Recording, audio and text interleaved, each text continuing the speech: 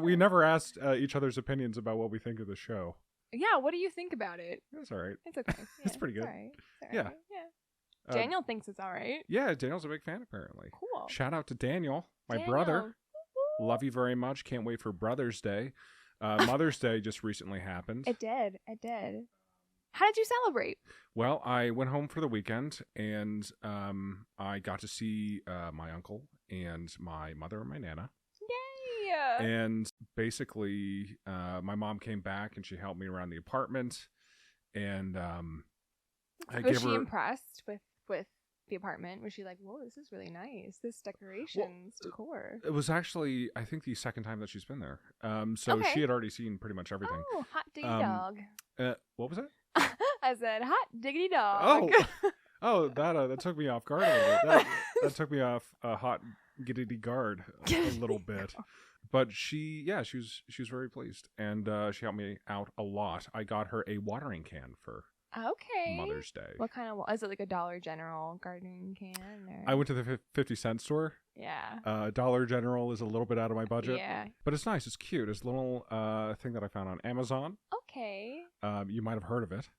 And I wrote a little card, and it was a nice, pleasant day.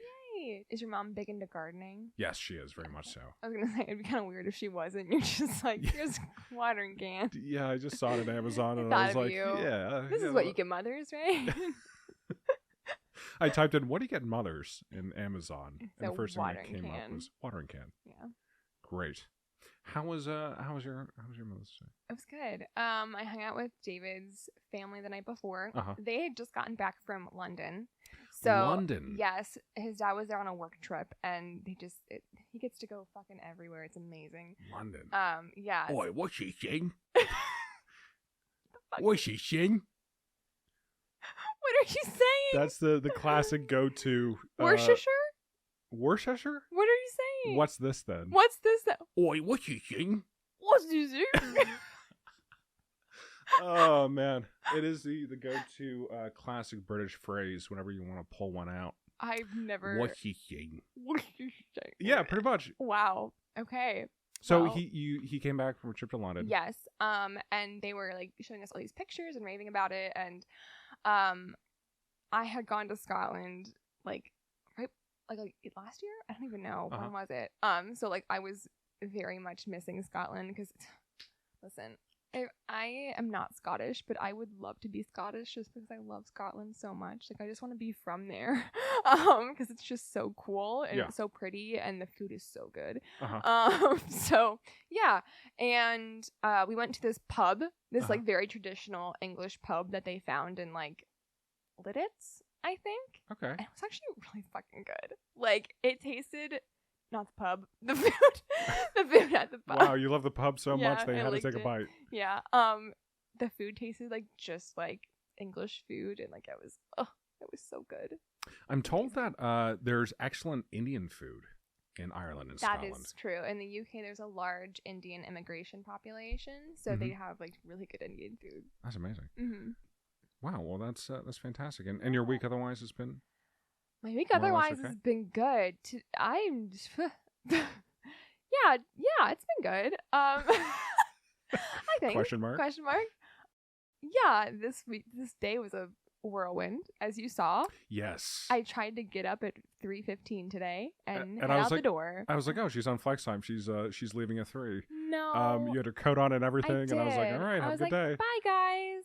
And nope. I just thought it was 4, and it was not. Yeah, turn right back around, went to your desk, took your coat off. I never would have realized. My phone lit up, and I was like, I mean, it's 3:15. That's not right. Yeah, that's a weird looking 4. Yeah, that's not 4. Yeah, so then I went back, and it's just been that kind of day, I guess. Hey, I mean, it's been that kind of life for me. Yeah. What about you? How's life been? How's the new apartment? How's Janie? New apartment. Janie's been acting up a little bit, to be honest. Scallywag. She truly is a scallywag. Yeah. She has been eating my toilet paper all the time. She's already destroyed 3 rolls in the past 2 days. Rip. Which is a new record. Oh my for her. gosh. And I don't know what to do about it, to be honest. I try to give her all the sweet kisses and cuddles. And I she try said, to pick her up. More. I won't. It's not Yeah. enough. I'm not sure if you're meant to do this, but I did put catnip in her scratch box. Yeah. That's fine. Yeah, you're right? supposed to do that. Okay. It helps to encourage them to scratch there. Oh, I didn't know. I thought Yes. like every time she scratched, she'd just be whiling No. off the slizzer. I mean, she might be, but like Yeah. it'll help to encourage her to scratch there. Okay. You did something smart. Oh, hey, how about that? Surprised. Wow. Promise I won't do it again. So, welcome everyone. Welcome to my existential crisis. The podcast where we talk about all the things that make us question our entire sense of self. My name is Madison Epley, and my name is Dylan Berger.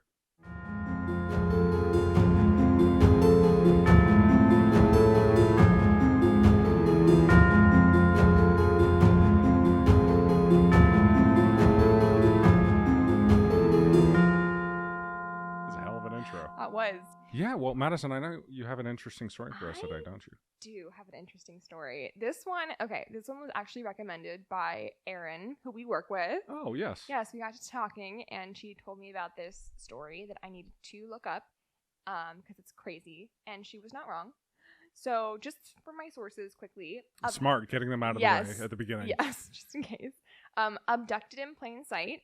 It's a Netflix documentary, and honestly, that's where most of my notes came from in order of like the structure, just because truthfully, there's not a ton out there about this case, which is wild. So it really helped me with like ordering things time-wise and like the storytelling aspect. So huge shout out to that. Mm-hmm. Also, Wikipedia, but Wikipedia honestly didn't help me much at all. For the first time. Truthfully, like Zippola. Oh. Nothing. Well, anybody could edit Wikipedia, so it's not always true. It's true. It's like, what the fuck? I mean, who's going into these random articles just to give false information? If somebody has a prerogative to go into every random article or like just like randomly fucking like, they have to have something better to do with their lives. Like, I can't imagine someone thinking that is what they have to do just to fuck people over. There's so much easier ways to fuck people over. Yeah, here I am secretly like ruining hundreds of Wikipedia articles every day in my spare time. And I'm like, you're stupid. It's pointless. I laugh to myself every time I do. Yeah. I also have Newsweek, the New York Post, Vanity Fair, Independent, Today, ET Online, Investigation Discovery. And that is it. All right, that's a hell of a lot of sources. Again, I honestly didn't get a ton from each of them. It was more so just to like corroborate information. Okay, so this particular case flew a little bit under the radar. But that's the thing, it didn't. Like, okay, I'll get into it. Anyway, so these are the kidnappings, plural, of Jan Broberg. And just so you guys are aware, this is going to be a two-parter because it's fucking baddie. First two-parter. Let's get it. I love the enthusiasm. Let's get it. All right. Okay. So the Broberg family is main family. Okay. So Mary Ann and Robert Broberg, they had a family of three girls, and Jan was the eldest of the girls. Jan recalled, quote, "As little girls, we talked and we listened around the dinner table every night. Mom and Dad were always there. We were so safe, so loved, so carefree." When they talk about their childhood, it genuinely sounds like the Brady Bunch. It's like this carefree, happy-go-lucky, doesn't lock the doors, like super trusting. Yeah. Suburban family. Yeah. For our 80-year-old listeners out there, it was just like the Brady Bunch. You know how that's like. You get it. I know what that's like. Yeah, back in my day. I know you love the Brady Bunch a lot. You never stop talking about it in the office. Always, all the time, every day. I'm like, Dylan, did you see that last night? Did you see the new episode of the Brady Bunch 20 years ago? Yeah, I'm obsessed now. So they lived in this small town of Pocatello, Idaho. And as a lot of people in Idaho are, they were devout members of the Mormon Church. Mm-hmm. Robert, the father, was a leader in the Church of Latter-day Saints, and Mary Ann was the choir director. And one day she noticed a new family sitting in the pews. The family were the Birchtolds. Birchtolds. The Birchtolds. Good last name. Yes. And being a very good congregant and member of the church, Mary Ann introduced herself. And Bob Berchtold was the father, and he had 5 children with him. We're already in 2 Bobs? Yes. We have 2 Bobs so far? 2 Bobs, and they both have the last name that starts with B. Okay, Bob B and Bob B. Yes. Bob Berchtold and Bob Broberg. Okay. Yeah. I'm going to change the names to make it helpful. Okay. Okay. The new family, Bob Berchtold, had 5 children. And most of them were also the same age as the Broberg daughters. So, like, they made a really nice pair in terms of, like, getting along and stuff. So that evening, Mary Ann went back to her husband and was like, they're so sweet. They're so kind. Like, this Robert person, this Bob was so personable. Like, very, very nice. Like, I think our families would really get along.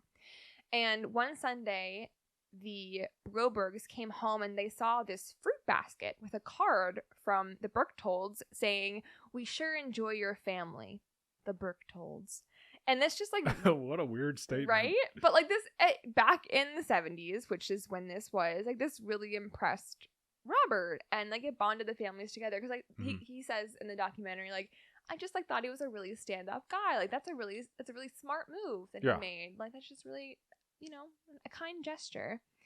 So the 2 families, the Brobergs and the Berchtolds, quickly became friends, with each member of the family having a best friend in each other. Gail, the wife, became really good friends with Mary Ann. The 2 Bobs really, really got along together. The daughters and the other daughters got along really well together.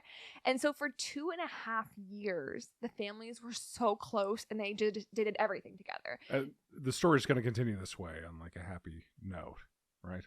Yeah. The 2 Bobs are going to... They live happily ever after. Wonderful. Well, the 2 Bobs... We'll get there. We'll get there. So, because both of the dads were named Bob... Yes. Berchtold, the new family, I guess, if you want to call them, he asked to be called B to avoid confusion. So, I'll refer to him as B from now on to help with that. Bob Berchtold is B. Yes. Are you following? Yes. Okay, cool. I know it's... As soon as I was doing these notes, I was like, holy shit, this is crazy. And both of these fathers, both Bob and B, were leaders in their local chapters of the Church of Latter-day Saints. Like, everyone had so much in common with each other. They both liked picnics and talent shows and music and crafts, and they started to vacation together, family dinners, barbecues, game nights, movie nights, sleepovers, everything. Like, they were, like, joined at the hip, essentially. This is so wholesome. It was, right? So wholesome. And, like, it that is where the naivete comes in because of how wholesome it is. But, like, really the way that they describe it, it's like they just become an extension of one another's family. Yeah. Like, B becomes, like, a dad to the Berchtold. I used the wrong name. I used the wrong last name. B became a dad to the other daughters, and Bob became a father figure to the other kids. So, like, it was just, like, it was really wholesome. Like, they would help each other with babysitting and, like, running the kids to, like, extracurriculars. Like, if they needed to be picked up from somewhere, it was like, hey, like, B, can you pick up Jan from whatever? Yeah. And, like, they'd just be there to rely on each other. And, like, it takes a village, and they were the village, you know? It was wonderful. Really wholesome. Until it's not. So, even more Brady Bunch, B would pick up the girls in the morning for school, and to start their day, they would say, "It's gonna be a great day." Like, that's how they would start every day in the car. Like, right?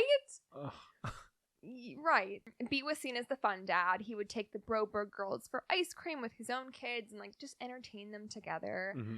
And in hindsight, Mary Ann, Robert, and the siblings noticed that B paid a lot of attention to Jan. Mary Ann even recalled that it annoyed them at how much attention he directed towards Jan, and later called it disturbing.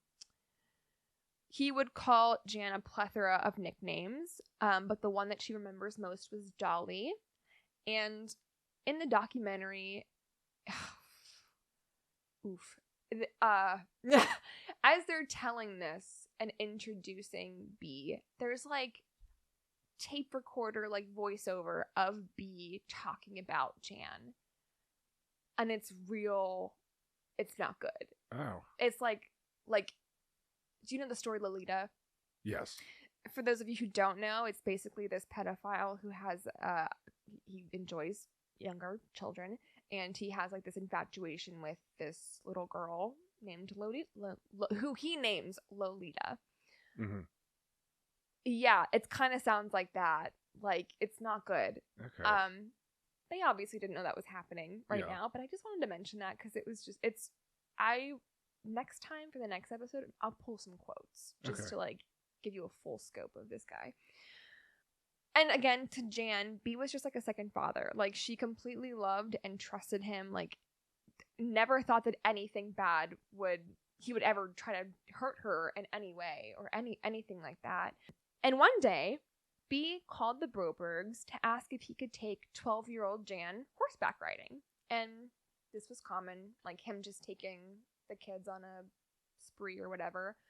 And Marianne was hesitant because it was a school night, but B promised to have her back before dinner. So after Jan's piano lesson, B picked her up and they went off to go horseback riding. He handed her some pills. Oh. And said, I picked up your allergy meds. You should take them before we get to the stables.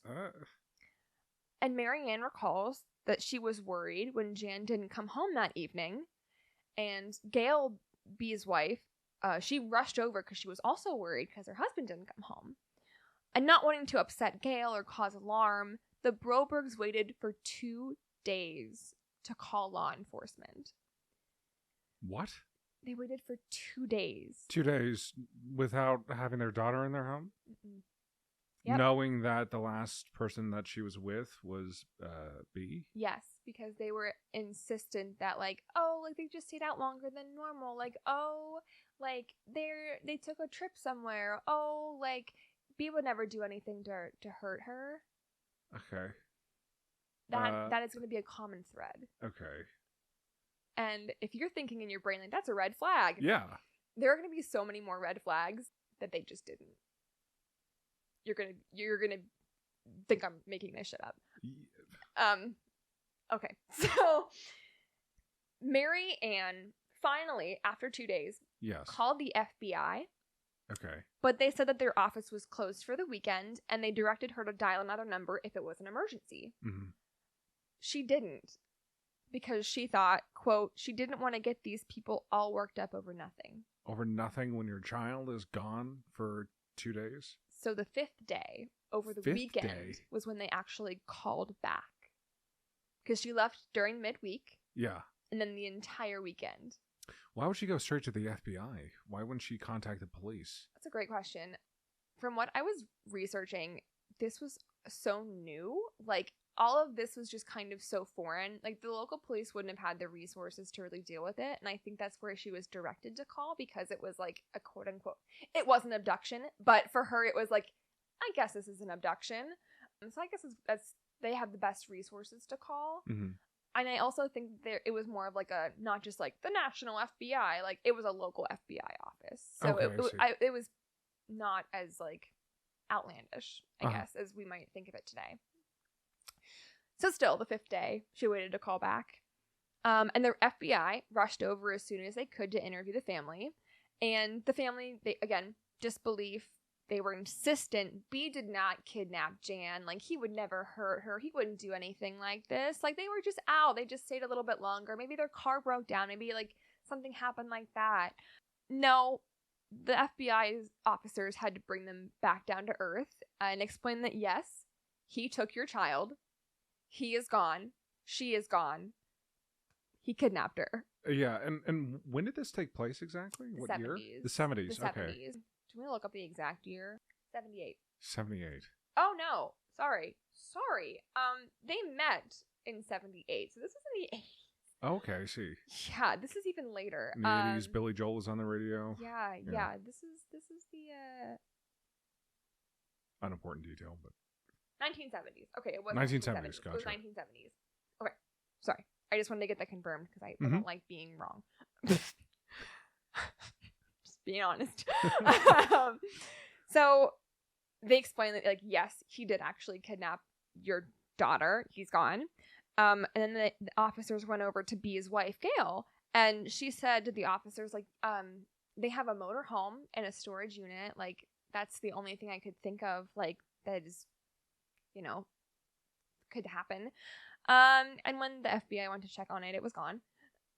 Naturally. So soon after, the police found B's car with blood on the driver's side window, like, abandoned in, like, not a desert, but, like, just, like, an off-road area. On the driver's side window. The driver's inside or outside? Inside. So we later learn that B staged this to seem like he was the one kidnapped. By Jan? No. That he and Jan were kidnapped, rather. Oh. And he left a lot of blood for evidence. So his mistake, one of many, was that the window was broken from the inside out. Not like someone's coming in. Like, okay. Doesn't make any damn sense. I don't... Honestly, how the police piece that together is honestly amazing, because I was just like, what the fuck? What does this mean? So yes, they also found tracks that matched the motorhome and footprints from one person.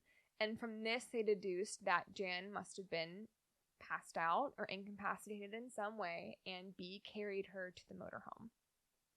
And for weeks, there was no sign of anything, despite a nationwide search being conducted. There were APBs. It was in the newspapers. It was literally everywhere. Everywhere from border control from Canada to Mexico was, like, on the lookout for these people.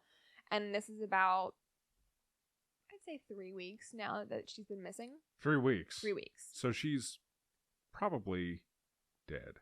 Most likely, out of, like, what usually happens. Yeah, what's worse, they've both been kidnapped. They've both been... From somebody inside the car. B is bleeding. Yeah. He left so much blood. Oh, no. It's gonna bleed out. No. So, before I continue on with that story... Yeah. You know how I said there was a bunch of red flags that they just didn't see? Yes. I'm gonna talk about that right now. Okay. Because it's fucking wild. So, from Mary Ann's perspective, while this is happening, friends and family are coming over to console them, saying, oh, I just can't believe B would do anything to harm her or anybody else. Like, he'd been such a close part of the community, let alone not just, like, the Brobergs. Yeah. But from the FBI side, they were very quick to learn that B had an infatuation with young girls to the point where his own brother called him a, quote, pervert and pedophile. His brother, B's brother, recalled knowing that he was a pedophile and witnessing him abusing his 6-year-old sister when he was 12. Jesus. But it was never reported and just swept under the rug. And it's honestly really disturbing the way he talks about it in the documentary, because it's just very, like, flippant, like, oh yeah, he's a pedophile. Like, just no care or, like, urgency behind that. Did B have daughters? Yes. And I don't want to get too ahead of things, but was there evidence that they were abused as well? I don't know, honestly. Okay. I genuinely don't know. I don't know if that's where he drew a line, but he definitely was on the hunt for little girls, which we'll get to. So there were also reports of him trying to get to 2 other little girls in Pocatello, the town that he lived in, but the parents actually cut him off. They're like, no, you can't have contact with our daughters anymore. And so that's when he moved on to the Brobergs. And specifically Jan, fixated on her. The FBI agent also said it was really challenging coming from this case because they had really never had pedophile case experience before. Like, this was a really new thing. Like, they had kidnappings before, but in terms of, like, pedophilia, it was really new for the time, which honestly kind of surprised me. But if you think about it, that's kind of when all, like, the John Wayne Gacy's and, like, things like that start to come out a little bit more. Yeah. Also, correct me if I'm wrong, but the 70s and 80s were more trusting time. Oh, for sure. Exactly. And I think it was also, like, taboo. You didn't talk about it. Like, his brother knew that it's awful to say, that he had a thing for small children, and yet just, like, you don't talk about it. So I think that's also a huge factor in those times as well. But how could you be the parents of Jan and not notice that this man is being a creep directly at your child? It's going to get so much worse, Dylan. It's Great. So much worse. You don't even know. Wish this seat had a damn buckle. Yeah. Buckle up, because you're going to need it. The face you're making right now. So Jan and her sister recalled that despite sharing a room, B convinced them that they were getting older, and wouldn't they like to have separate rooms? Wouldn't that be nice for them to like have their own space?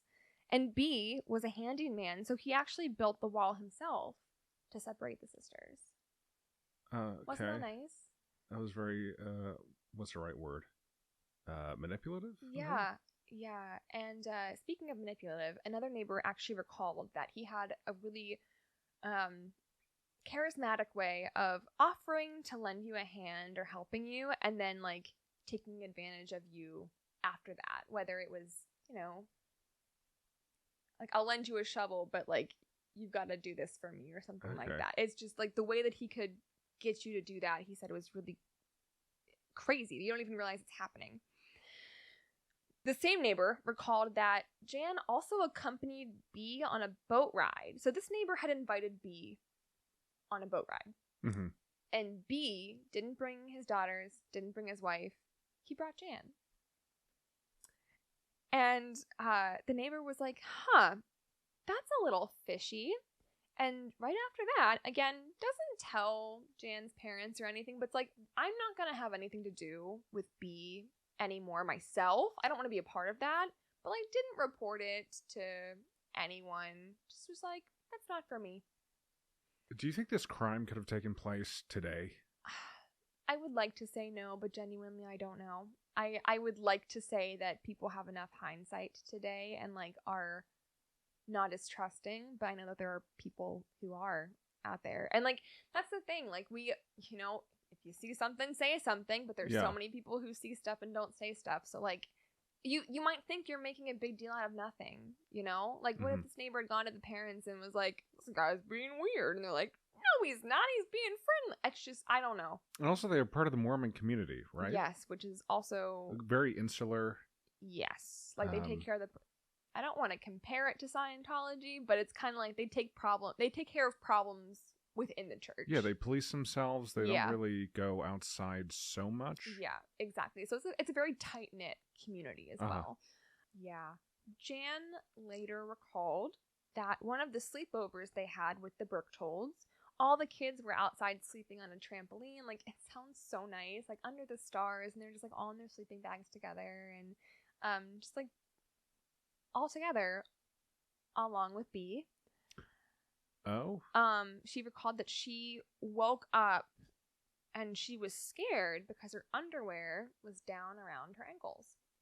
And B had his hands on her, just like, and he said he was like, oh, you're tossing and turning, and like, you must have kicked them off yourself because you're just really uncomfortable. And she thought that was plausible because she's like 7. She's a child. And she's like, this father figure is never going to hurt me, which was less plausible than, everything else. I think this might be the yuckiest story yet. I think so, and it gets worse. You have a tendency to say that when things are really terrible. Yeah, because they just, yeah. In June of 1973, Jan went with the Berchtolds on a family vacation in Seattle. We're seeing a trend here. Like, it's usually just Jan who's going on these family vacations and doing these special things. Mm-hmm. Yeah, that was okay with everybody. So whenever B came back, he was telling all these weird stories about how Jan was just acting really funny and like she would just seem really out of it and like not together. So there was this one instance specifically where they're like, oh yeah, Jan's like at dinner and she's like dazed over, like she's like rocking back and forth and like not with it. So everyone was like, Jan, are you okay? Like, what's wrong with you? And B is like, oh, like she must be tired. I'll take her back to the motel. And Jan remembers being really groggy and like really out of it and him taking her back to like the family's hotel. She said she doesn't remember anything happening there, but she did remember seeing B naked. Yeah. And it doesn't get better from there. So 2 years before... I'm so sorry, Dylan. So sorry. 2 years before the kidnapping, essentially the way the FBI agents describe it is, B's goal was to start ripping the family apart one by one to break the trust down and make it easier to get to Jan, which is exactly what he was doing. Just never accept a fruit basket from a neighbor. All right. Never accept a fruit basket from a fruit basket. You know what I'm saying? Sorry. This guy's got a few Fruits Loops. So sorry. So I'm guessing it was the quote-unquote allergy medication. yes, and that we will see is a very common thread. He would say it was vitamins or allergy medication that he's giving her, and it was sleeping pills and other drugs like that. So now we get to him ripping the family apart and like tearing down that trust. Mary Ann recalled that one day B called her up and was like, hey, like I forgot my lunch today at home. Can you bring me something at work? And Mary Ann was like, yeah, sure, why not? So she goes over and like brings him a sandwich. And she was recalling like he had this charisma that her husband didn't, and he would give her compliments that would give her butterflies, and you know, like she would just feel really good around B, and she's like, I can't be feeling these things for this man. Well, it escalated from there, and Mary Ann recalled that one day they got away for a couple of hours, and they got a little too cozy, as she described it. She says that they didn't do anything further than kissing and some fondling, but she couldn't get that excitement that B gave her out of her mind. So yeah, there's that. Okay. And Bob recalled that B was very knowledgeable sexually, but he wasn't physical with his wife. And Bob has an instance where Bob said B came to his store one day and he could tell that B was upset. And B asked, like, hey, do you want to go on a ride with me?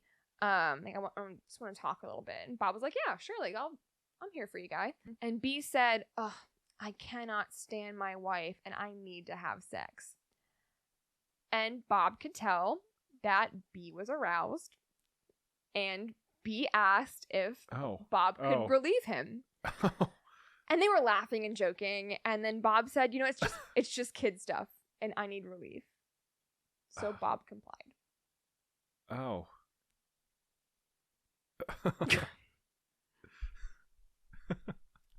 Oh my fucking god. This story is so fucking twisted. We're not even... It gets worse. How many more pages do I have? Oh my gosh, I'm so sorry. What are we at time-wise right now? Oh, don't worry about it, Bob. Sure? Just, you don't mind jerking me off? Yes, yep. Oh, good. Goodness gracious. Yeah.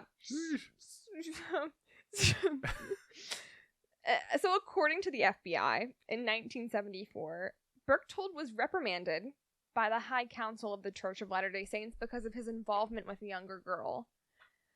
Oh. They decided that the church was going to counsel him themselves. Yeah. And so they also sent him, not just for like counseling in Idaho, but they actually sent him to California to get like psychotherapy to get this girl out of his mind. Well, whenever he came home, he told the Brobergs that his therapy was actually for abuse that he suffered when he was a child. He said that he was molested whenever he was younger by an aunt.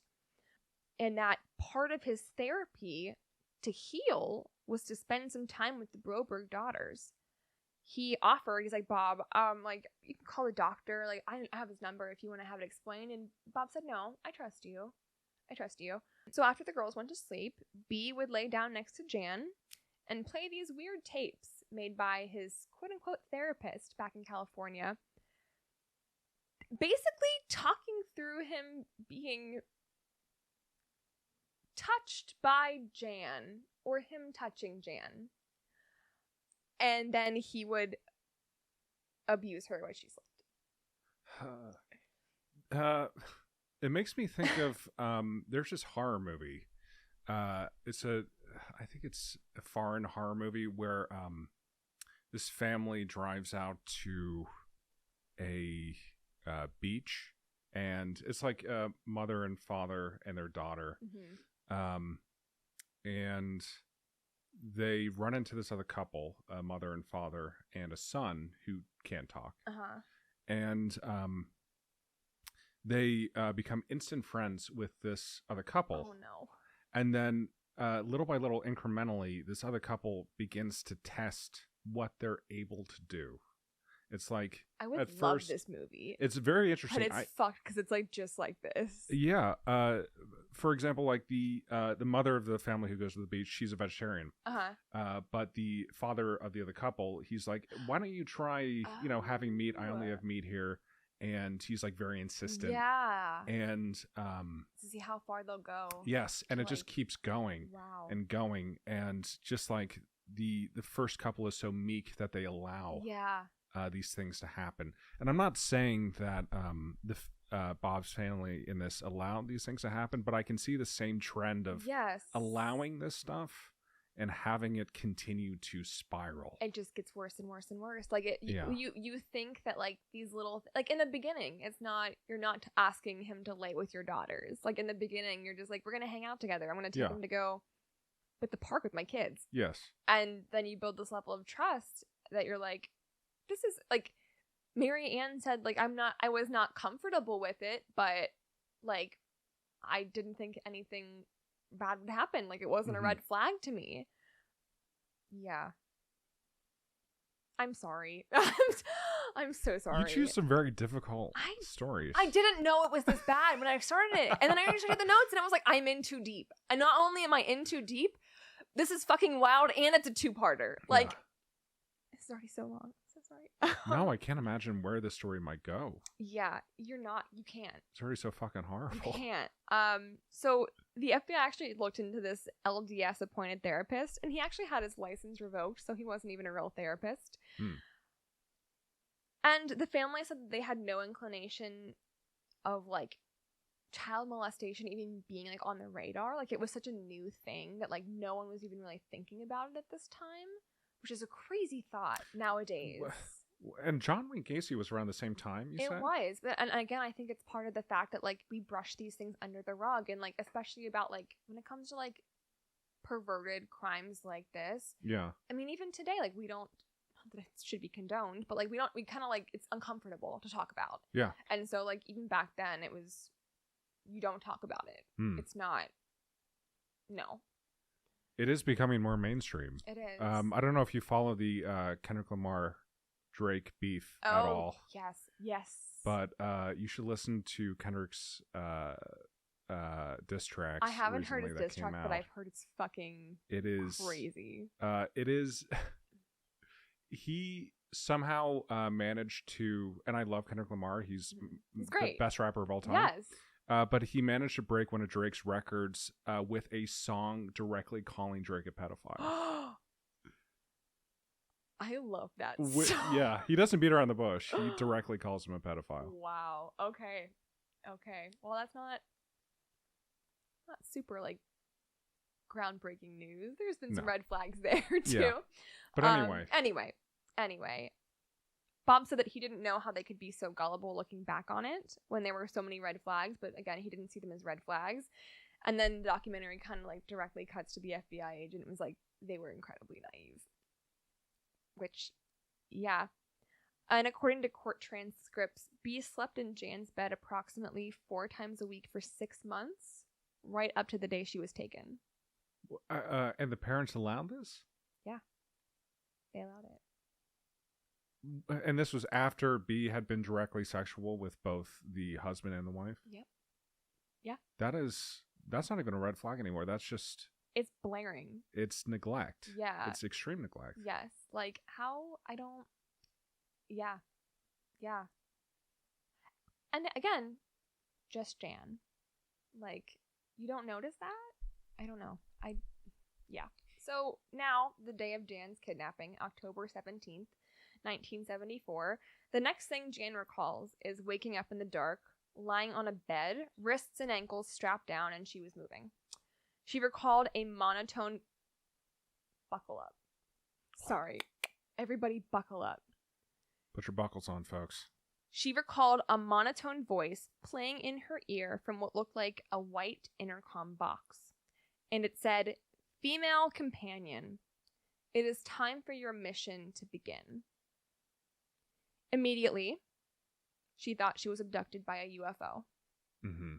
She was in and out of really deep sleep, and when she came to again, her restraints were off, and the alien intercom told her that their names were Zeta and Zethra, and that she was actually part alien. Her mother was her biological mother, but her father was actually somebody from an alien planet. And the mission from these aliens was that she was to have a child, a messiah, to save the alien planet by the time she turned 16. And if she could not perform this mission, her sister Susan, who was also apparently half alien, would be the backup plan. And so the box said, go to the front of the motorhome, and there you will meet the male companion. On the motorhome couch was B, which was a huge relief to her because, again, after all that we just talked about, she still sees him as her father. And if you remember, she's not awake during the abuse. She's on sleeping pills. She's passed out, incapacitated. So she doesn't even know what's happening. So she's like really relieved to see B there. And she's like, oh my gosh, like, somebody that I know, this is like my family. Like, she's shaking him like, wake up, wake up. He looks like he's passed out on the couch. He's bloodied and beaten up, and he's like wake up, like something is wrong here, like we need help. And then whenever he comes to, he says, oh my gosh, this is what happened. They were driving to go horseback riding, and all of a sudden a white light came from the sky, and then the car began to move and shake, and they were taken. And she immediately knew that this was the male companion and that together they were supposed to have a child. And yes, the idea of him being 30 years older than her was strange, but as a 12-year-old girl who is afraid and alone, and this is the only person that you have and you trust this person,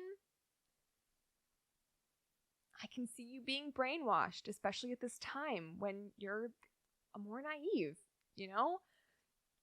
So there's that. Especially when B has been pretty much endorsed by her own parents. Yes.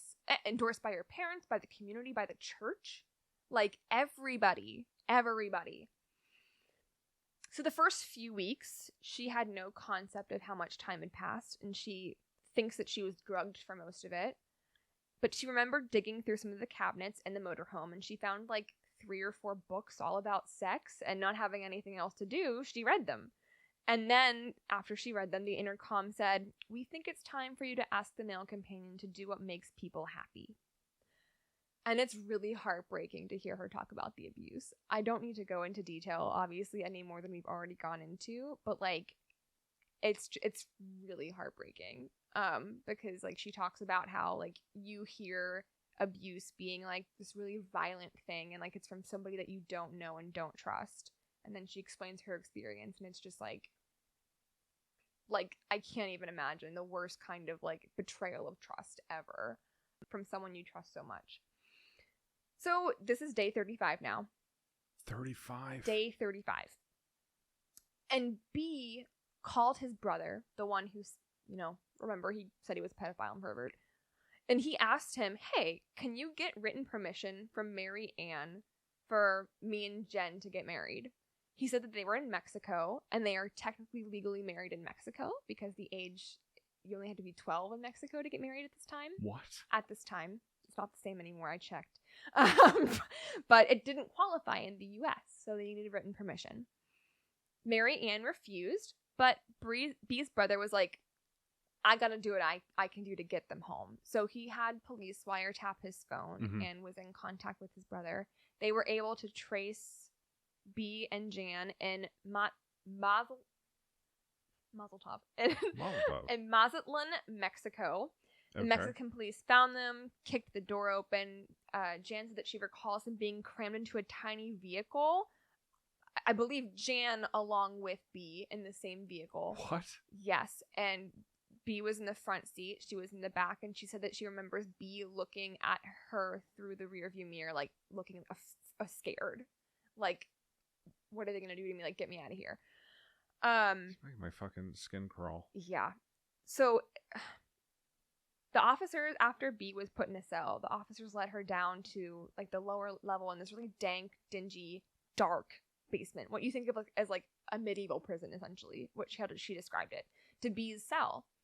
And B gave the guard his golden ring so that he could give them privacy to speak. Yeah. And B said that to tell her parents that they had gone on vacation and he went too far and he didn't call them like he should have. They just got away. And then he told her that Zeta and Zethra came to him and said there were 4 things that she couldn't talk about. She couldn't talk about Zeta, Zethra, and the alien planet.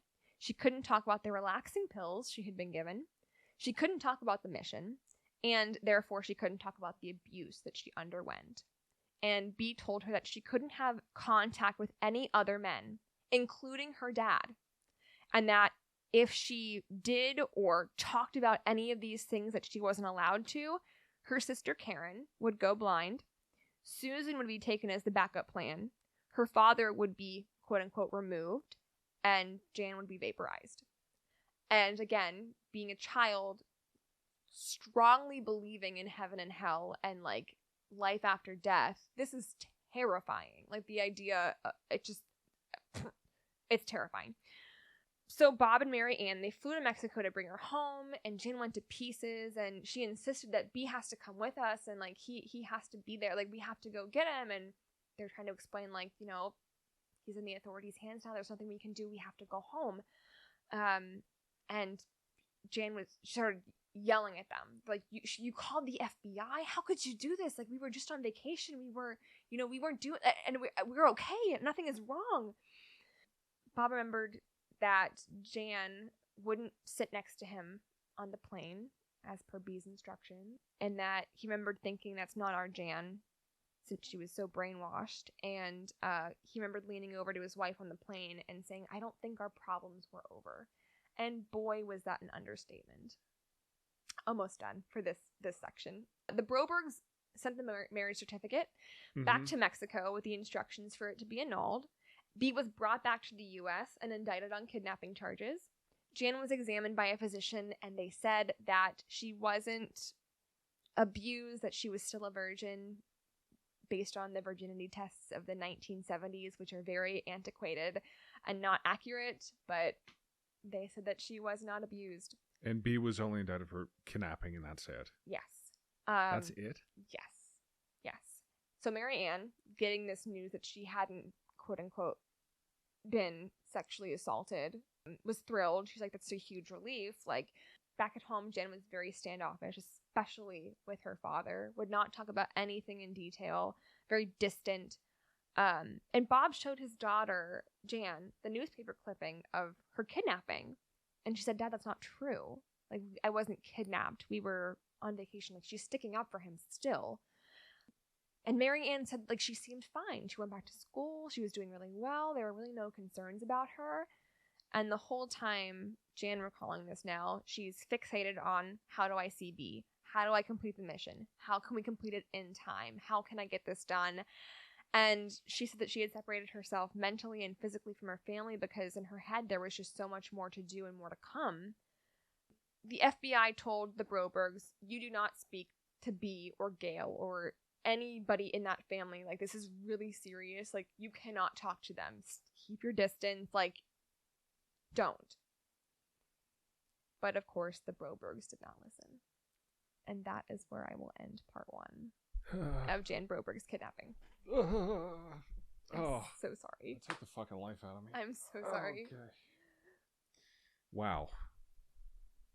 And that's just part 1. That's just part 1. I'm so sorry.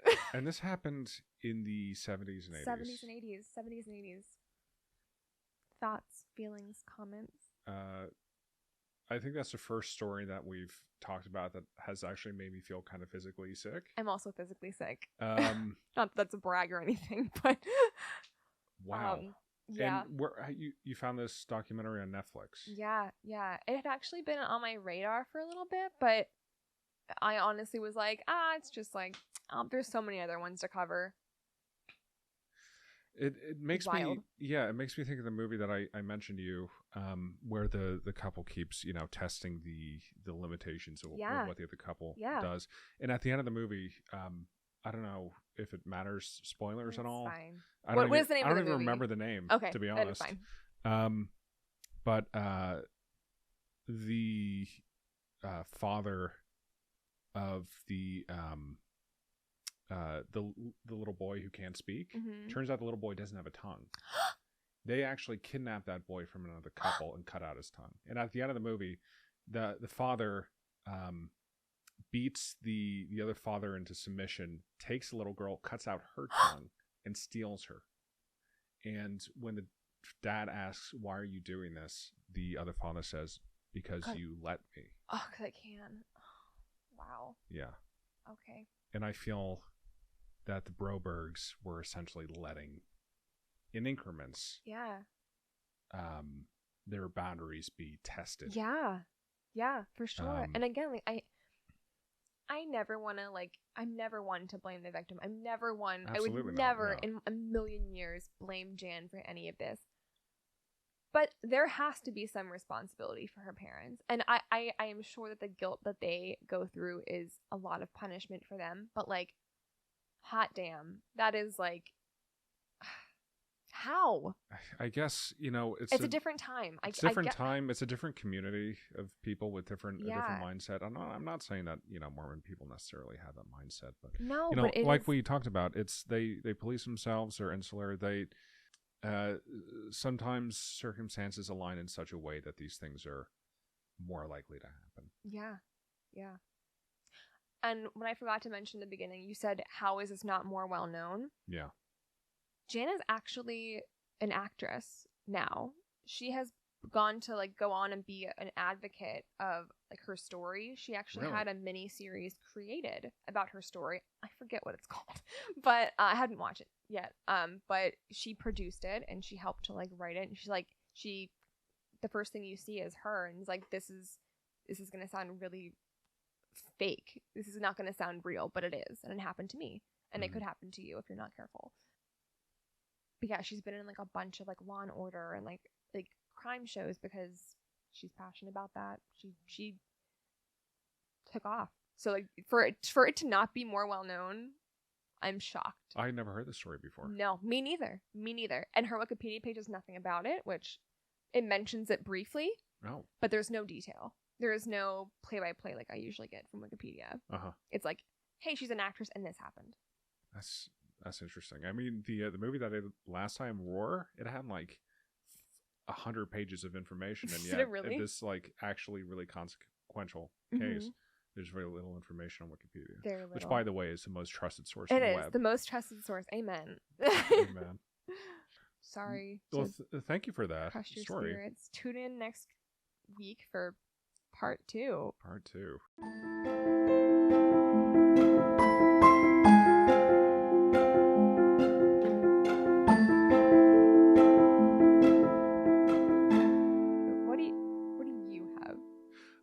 I have something a little bit more lighthearted. Okay, cool. We need that. I'm so sorry. Again, I always do this. This is going to be a real hard left turn. But we'll see. So I wasn't 100% sure what I wanted to cover this episode. At first, I wanted to cover information hazards or cognito hazards. You didn't tell me about that. But yeah, info hazards are essentially pieces of information which can cause harm just by knowing them. They can harm you or someone else. And you can see that as a little morally gray to record and publish a podcast introducing people to a bunch of dangerous information. So again, yeah, yes. Yeah, as fun as that might be, which sort of led me to think about moral dilemmas, which led me to a whole list of often violent and revealing moral questions that are difficult to answer. Oh, gosh. Okay. So for my section, I like it to be a little more interactive than usual. Okay. More discussion-based than story-based. I have a list of moral dilemmas that I'm going to pose to you, Madison. And then you can tell me what the right answer is or what your answer is. Oh, jeez. I thought it would be fitting for the show because the audience will also have a difficult time answering these deep existential quandaries. Sure. This is perfect. Quandaries that make you question your entire sense of self. Quandaries. I can roll my R's. I've been practicing. Proud of you. Quandaries. Quandaries. Sounds so gross. Are you up for the challenge? Quandaries. Nice. Thank you. I'm a quarter Mexican. Okay. Yeah, I'm ready. Excellent. If you said no, this would have been a short episode. But let's start off with an easy one, and then they'll Oh. get progressively harder. Okay. This one's a bit of a throwback. We talked about this many episodes Is it ago. the trolley problem? It is. Fuck me. We're starting off light with a classic in the moral dilemma community. This is light. And it goes a little something like this. You're the driver of a trolley, and your brakes have just failed. On the track ahead are 5 unsuspecting blokes, and your death trolley is hurtling toward them. The track has a spur leading off to the right that you can follow instead. But uh-oh, what's this? There's one unsuspecting lad on the track. You don't have enough time to warn anyone, so what do? Do you let the trolley take its course and let 5 people die?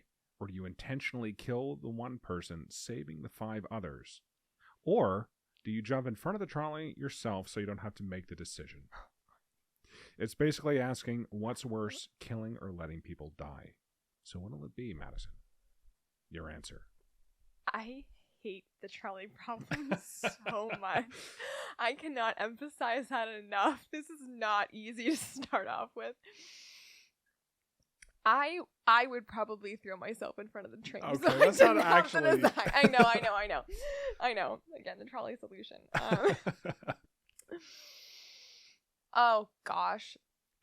Okay, so here's, like... I know that the thing that probably sounds like it makes the most sense is throwing the switch to kill the one person, even though that you are the one throwing the switch and therefore killing that person. It is one less. It's just one less person in the world. Yeah, it's which one is less. better. Yeah, it's 1 compared to 5. But also, then you're the one who's throwing the switch and killing people. A person. Yes. But then if you just keep going, people are gonna die anyway. I would really love to know their criminal background.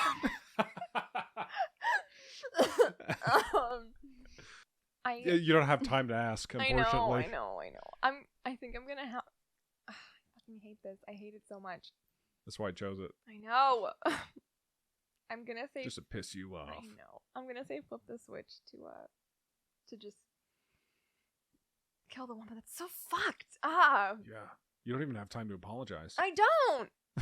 Sorry. I'm about to kill you. And then they're dead. That poor lad. I know that that's probably like the most logical solution, but that one sucks so bad. Mm-hmm. I don't know.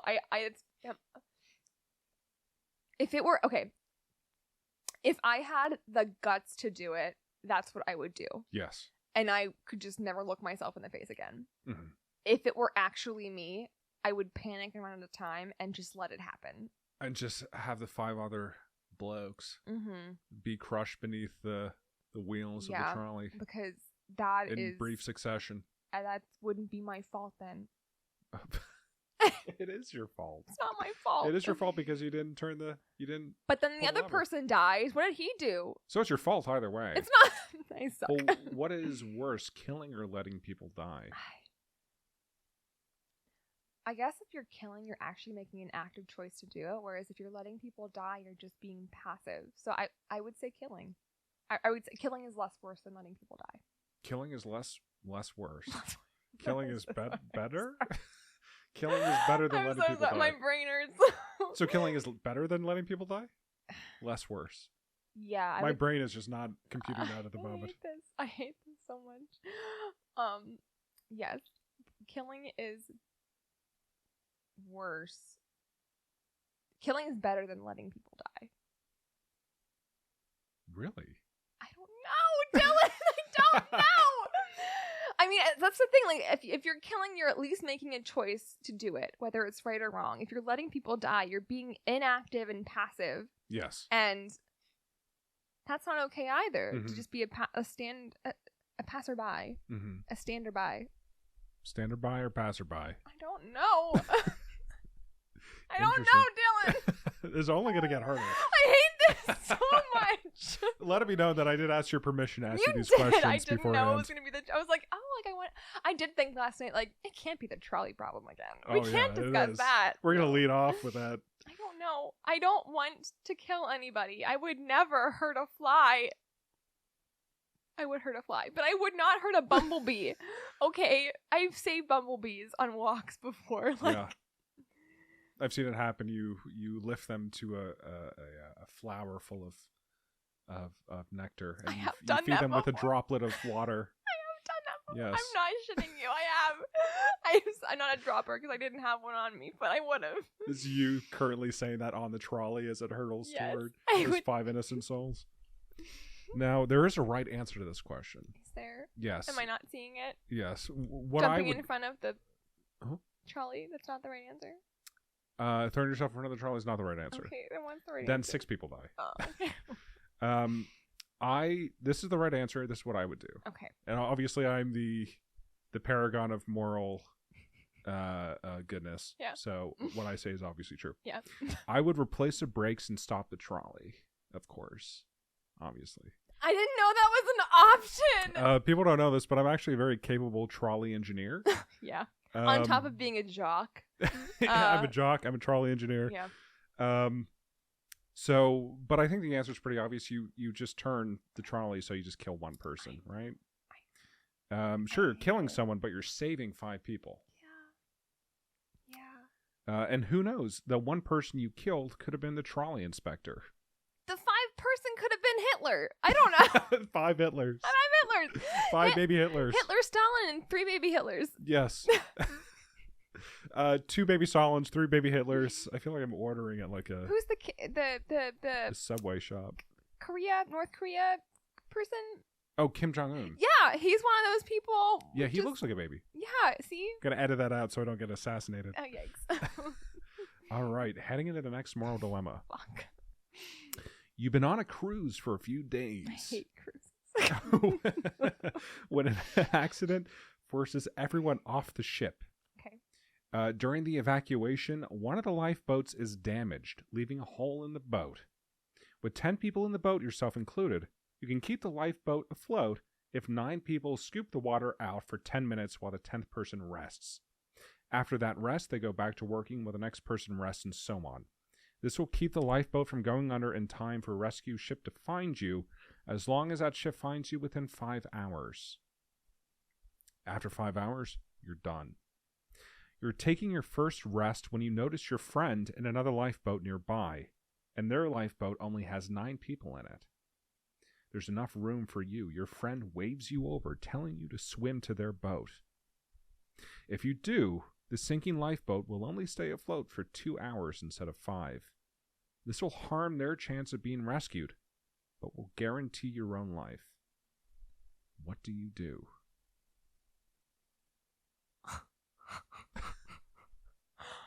Okay, let me get this straight. Yeah. Are all of the lifeboats damaged or just that one? Just the one that you're on. The one, fuck. Just the Just one. your luck, huh? Just the one that I'm in. I can set the scene a little bit. Well, nice job scooping there, Madison. All right, go take a break. We'll just keep scooping the water out of the ship, and hopefully we'll get rescued in time. All right. Oh my gosh. And then your friend's like, "Hey, Madison, I'm on the other lifeboat." I have an answer. Oh, shit. Okay. I have an answer. Yeah. I can stay in the lifeboat that I'm currently in, the sinking one, Yes. to help everybody. Okay. And if it doesn't work, I go to the next lifeboat. My friend is still waving me on. Yeah, that's true. That's true. Good point. Okay, let me think about that. If that can't happen, though, that's the better question, I guess. Yes. If we went in 2 different directions and the sea is vast and you can't see each other and... Yeah, keeping the lifeboats next to each other would be impossible just because you don't have oars or anything. You don't even have buckets. It's just like a plastic lifeboat. Okay, do I know how far help is, or it's just kind of like whenever help comes? There's a higher chance that help will come within 5 hours, lower chance that it comes within 2 hours. There is not 100% chance that it even comes in 5 hours. I know the right thing to do is stay. Yeah. Like, I know that in my heart of hearts. I know the... Madison, you're not thinking about leaving, are you? Yes. I am. We need someone to keep scooping. What are you gonna do? No, the smartest like self-preservation thing to do is to leave. But then I don't know if I could live with myself if people died. This is just how I am, though. This is not necessarily saying what everybody should do. I don't know if I'd be able to look. I look myself in the mirror. That's how I judge myself a lot. I don't know if I could Just being able to make eye contact with yourself? Yeah, exactly. I don't know if I can make eye contact with myself anymore in my life. If I were to ditch those people and they only had 2 hours to find help when they could have over doubled that with me in that boat. Yes. I don't know if I could do that. Well, would you rather live the rest of your life without guilt or die? Fucking die. Seriously? I think so. Oh, shit. I don't know. I know living life is probably the right answer, but fuck. I already been through a lot of therapy now. I don't need to go to more. I don't need to spend the rest of my life in therapy. I don't mean to re-traumatize you with these hypothetical questions. Too late. I think the only thing you... So what's the answer? I'm going to say die. Okay. I'm going to say stay on board and help because I genuinely think I would... I don't know what I'd do in that moment. I genuinely don't know. I'd want to stay with them as long as I could. I know the smartest thing to do is to leave, though. Oh, no, Madison, what's that? I think there are sharks. Oh, my God, there are fucking sharks in the water. Fuck. It starts poking up through the hole in the lifeboat. Yeah, their little noses. So you would stay? Fuck, I wouldn't stay. I know I wouldn't stay. I mean, there's a chance that you'll be rescued. There's also a chance that I won't be. Yeah. Honestly, when you said about the sharks, that's what I was like, fuck. I gotta worry about those things too. Yeah. I think I want to leave. I don't know if I would have the guts to do it. It would be really shameful to jump off the boat. Yes. And everyone else would be like, are you serious? Yeah. Yeah. I don't know if I would have the guts to do it. Yeah. Same with the trolley problem. Okay. I think, yeah. Does that answer your question? It does, yeah. Okay. I think the only thing you really can do is paddle the sinking lifeboat. Oh, you have to for all of these. Yes, I do. These are the right answers. Okay, I see. Over to the one that's still afloat, then each person on the sinking boat can take turns being the 10th person on the working lifeboat. That is the right answer. Then when the sinking lifeboat goes under, one lucky person gets to survive. It's like lifeboat roulette. Even if you die, you can die knowing that you are a morally upright person. Yes, I agree with that. Then you're fucking over the other people who are in the good lifeboat, though. How? Because if you paddle over to them, you don't think there's going to be a fight with who's going to be in what lifeboat? That's actually a good question because you and the other 9 passengers on the sinking lifeboat can actually stage a coup. Yeah, we could. And you can all attack the other lifeboat. What if there's a baby in another lifeboat? We could just throw it overboard, right? Yeah, absolutely. That's what I'm saying. Babies can swim some of the time. Yes.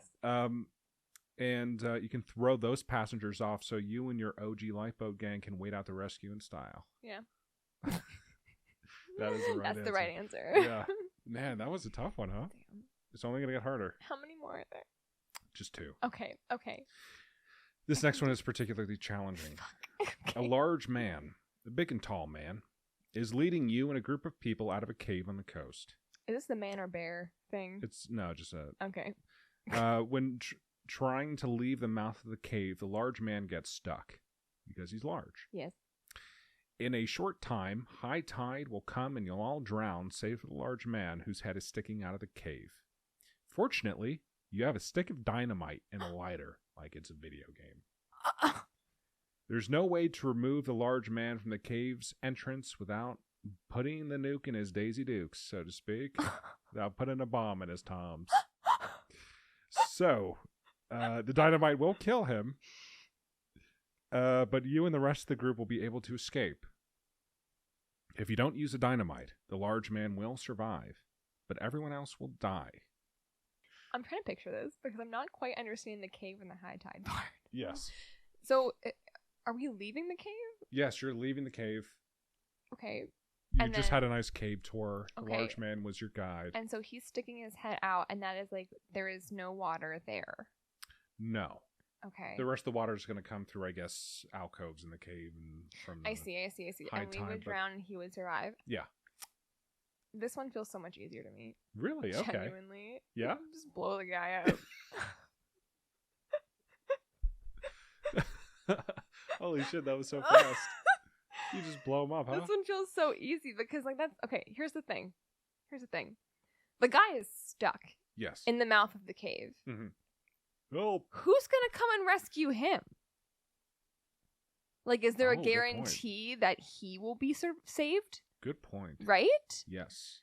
So, like, blow him up. Plus, I probably don't know him that well.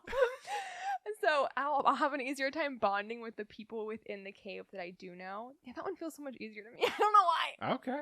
Just blow that fucker up. Yeah, just blow him up. I mean, I would apologize first. At yeah, least. I would. I'd either not tell him. That's the thing. When he starts to hear, he's like, what's that? Hey, what are you guys doing back there? I probably wouldn't. I would either tell him so that he has a chance to wiggle out if he could.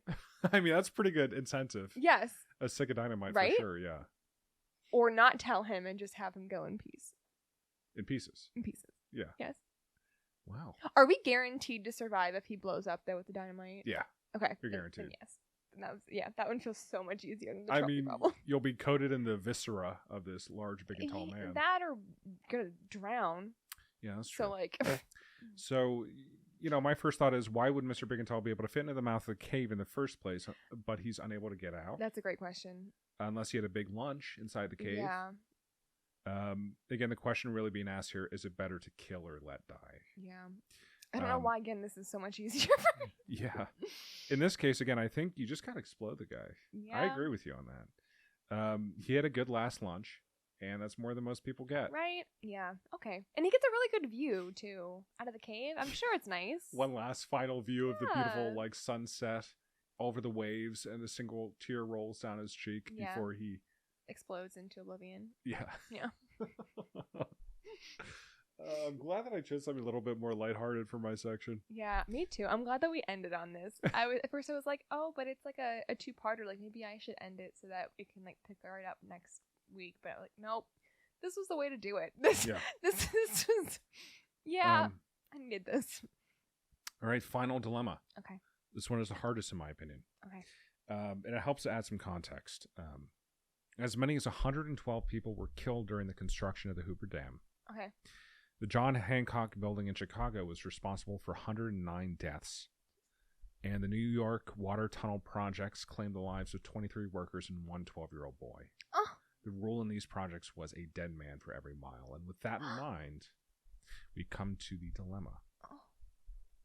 An underwater tunnel is under construction despite the certain loss of several lives. Regardless, the construction of the tunnel has continued because of its benefit. During construction, a fitting has to be lowered into place, but a worker is trapped in the partly laid tunnel. If the fitting is lowered, it will crush the trapped worker to death. If a rescue is instead attempted, the tunnel will have to be abandoned and a new project will have to begin. Several workers have already died during the project due to the conditions of building the tunnel. So what would you do? Would you save the worker and abandon the project, knowing that another project will need to start?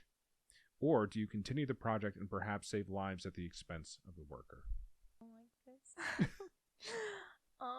Okay, what? I don't even. I'm asking all these hypotheticals. Like, I don't. Sure, clarifying questions. What are the benefits of, who is this tunnel benefiting? Is it just, convenience, or is, it actually going to help mankind? It's going to help many people, and it could even result in fewer deaths over the long run in terms of helping people with travel, their commute, so on and so forth.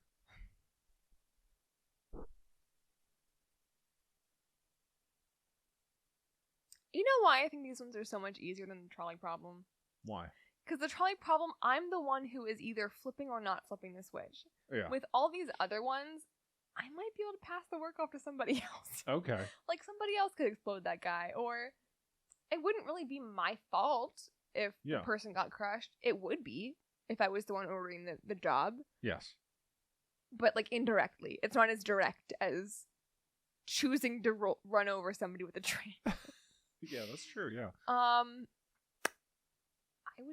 would say keep build if there's more people who are going to die with the building of a next one. Why are we restarting? Well, it's not certain, but it's very likely. Okay, this is hard now. It's not certain, but it's likely. Are there precautions we could take to not kill people? No. This is like back in the early 1900s. Well, in the early 1900s, they're just going to say fuck it and kill whoever they want because they don't care about people. But if it were my tunnel making machine, I would care about people. If it were my tunnel making machine, I would delay the project until nobody died. I just imagine you tearfully like we gotta start a new one, guys. Yeah, just like in front of the board members of the tunnel company.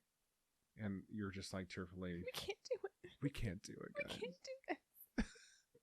Like the show's gotta go on. the train's gotta go.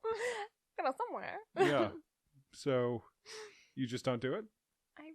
I would rescue the person, and personally you would rescue them. I would personally rescue them. You'd rappel down? Yeah, and I would start another project if we could. Yeah.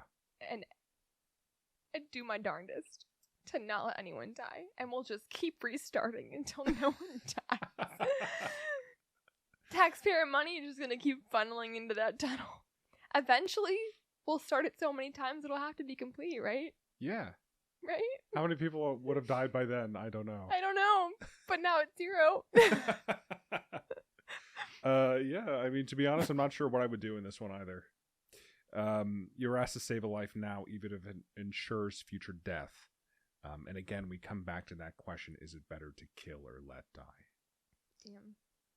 Why does that question come up so much, I wonder? I don't know. You're the one bringing it up, Dylan. That's true, yeah. You're the one asking me. But yeah, no, I don't know. I think if you're like what's her name? Kitty Gillespie or something? Yeah. Yeah. The for those of you who don't know, she's like this infamous psychology story where like she's crying out for help and like dozens of people heard her but nobody called the police. Mm-hmm.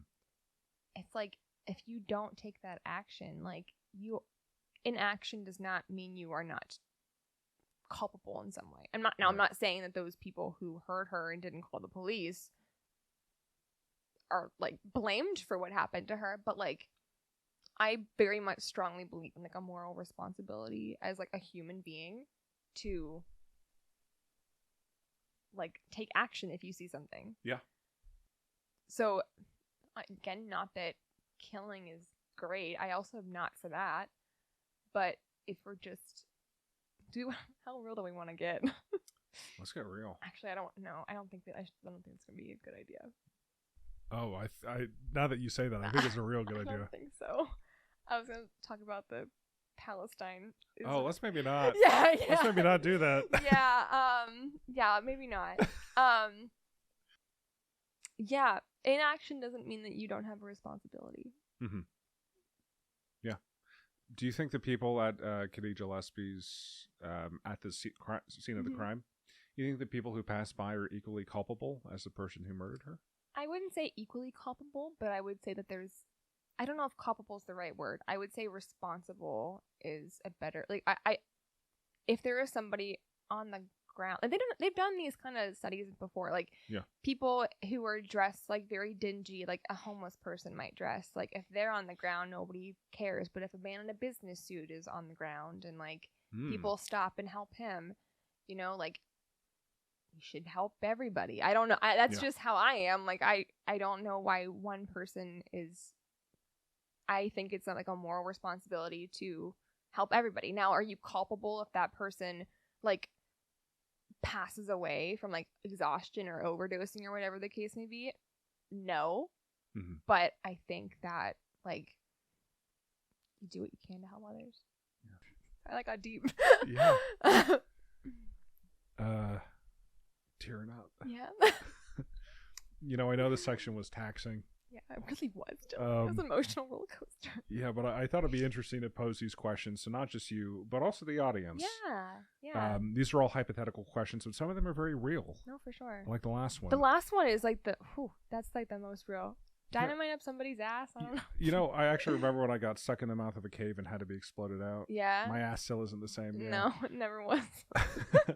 All jokes aside, I think that studying these questions can tell you a lot about yourself, about decision making under pressure, our justifications or unconscious prejudices. So I ask the audience to think about these questions and say, what would you do? What would you do? Sources are Frisian, BuzzFeed, and Listverse. Love that. What was the first one? Frisian. Frisian.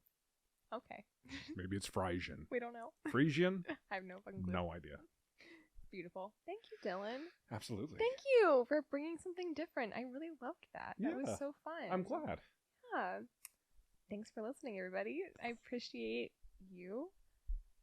I'm sorry for the bummer that I had in the beginning of the episode. Part 2 next time. Yeah, if you want to find us, you can reach us on Instagram and Facebook at MECrisisPod, or you can email us at myexistentialcrisispodcast@gmail.com. Obviously, we take suggestions, like Aaron's lovely suggestion today. Sorry, Aaron, I'm blaming you for that. You listen. You say her first and last name? Yes. No. But yeah.